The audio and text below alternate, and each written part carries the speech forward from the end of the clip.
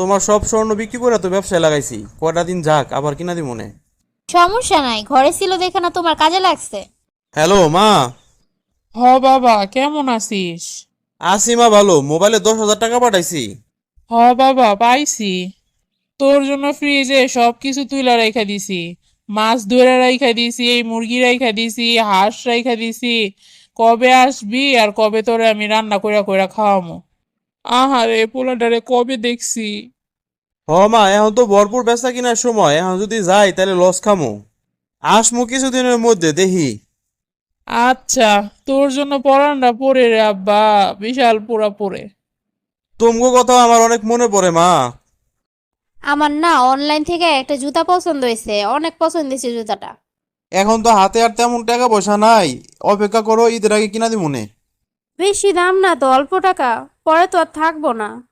কম তো আর কিনা দেয় নাই, এখন ওইটাই দেখছে ওইটাই লাগবো। এই মহিলা মানুষের কোনো কিছুতে মন ভরে না। তুমি এইভাবে বলতে পারলা? কি এমন চাই তোমার কাছে? আছে তো, কম তো নাই, 3 জোড়া এখনো ঘরেই আছে।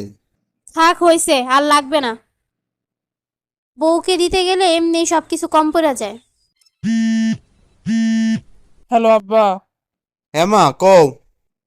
ওই যে দুইটা গাছ পছন্দ হয়েছে, খুব সুন্দর গাছ। পরবর্তীতে ওই দুইটা গাছ দিয়ে ফার্নিচার বানাইতে পারবো। ঘরের পাশে কুদ্দুসেরা ব্যস্ত আছে। কয় টাকা মা? ওরা তো কইছিল 15,000, 12,000 টাকা হইলে কিনতে পারবো। আচ্ছা, তাহলে পাঠাই দিব মনে সন্ধ্যার ভিতরে। আচ্ছা আব্বা, ঠিক আছে। এই গাছের কাঠগুলা জন্মের ভালা। বাসায় তো কত খাট আছে দুইটা, এই খাটের কাঠগুলো তো তেমন ভালো না। মেহমান টেহমান আসে, খাট তো আরো লাগে। আচ্ছা মা, ঠিক আছে, রাখো, টাকা পাঠাইতেছি। টাকা নাই, তাও বাড়িতে 15,000 টাকা পাঠাইতে পারতেছে, আর বউরে মাত্র 1500 টাকা দামের এক জোড়া জুতা কিনা দিতে সমস্যা। তোমার জন্য জীবনে সবকিছু বিসর্জন দিলাম এই সংসারে, অথচ তুমি আমার ভালো লাগারই গুরুত্ব দিলা না। মা, ব্যবসায় খালি লস খাইতেছি। কেন রে, কি কস? হ মা, অনেক বড় একটা লস খাইছি। আমি মনে হয় ব্যবসা আর চালাইতে পারবো না। এখন কি বা করবি? হাতে তো টাকা পয়সা নাই, ভাবতাছি গ্রামে যায়া জমি জমা যা আছে কিছু বেচা কিছু একটা করবো। না না না না, জমি জমা বেঁচে যাইবো না। কি কও তুমি এখন? টাকা পয়সা যে এতদিন ইনকাম করছো, সেগুলো করছো কি? ওগুলো রাখো নাই কিছু? মানুষ ইনকাম করে, আরেক দিকে মানুষ টাকা পয়সা জমায়, আর তুমি তো সব বউয়ের পিছনে খরচ করছো। এখন জমি জমা বেচতেইতাছো, খবরদার। তোমার বাপের সম্পত্তি অনেক কষ্ট করে করছে, এগুলো বেচা যাইবো না, এগুলোতে হাত দেওয়া যাইবো না।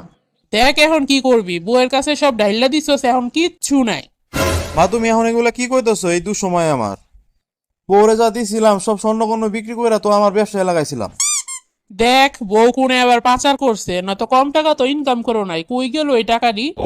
এখন এসে আমগো কাছে পড়ছো। দুঃসময় আম্মা এরকম কথা কইতে পারলো? কি হয়েছে, তোমার মন খারাপ কেন? আমার সব কিছু শেষ হয়ে গেছে। কি বলতেছো এগুলা? আমি অনেক বড় একটা লস খাইছি। যে শিপমেন্টটা আসার কথা ছিল সেই শিপটা ডুবে গেছে। কি কইতাছো এগুলা? আমি এখন শেষ হয়ে গেছি, কি করবো কিছু বুঝতাছি না। আচ্ছা শোনো, তুমি এরকম মন খারাপ করো না, ভাঙ্গা পড়ো না, তুমি আর আমি মিলে কিছু একটা করে ফেলবো।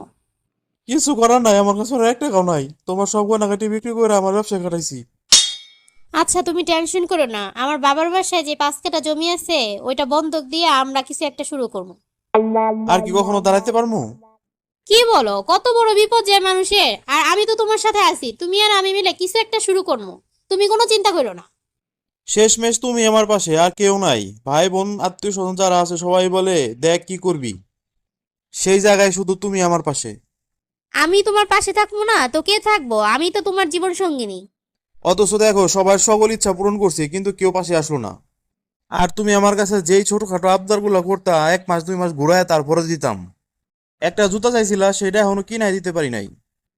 কি বলো, এগুলো তো আমি মনেই রাখি নাই। একটা সময় পরে বউ ছাড়া আর কেউই পাশে থাকে না, এটাই সত্যি বাস্তব। তাই সবার ইচ্ছা পূরণ করার সাথে সাথে বউয়ের ইচ্ছাটাকেও সবার আগে গুরুত্ব দিবেন। কারণ এই মানুষটা তার স্বামীর জন্য তার পুরো জীবনটাই উৎসর্গ করে। আর আমরা পুরুষরা জীবনে সবচেয়ে বেশি অবহেলা করি এই বউকে।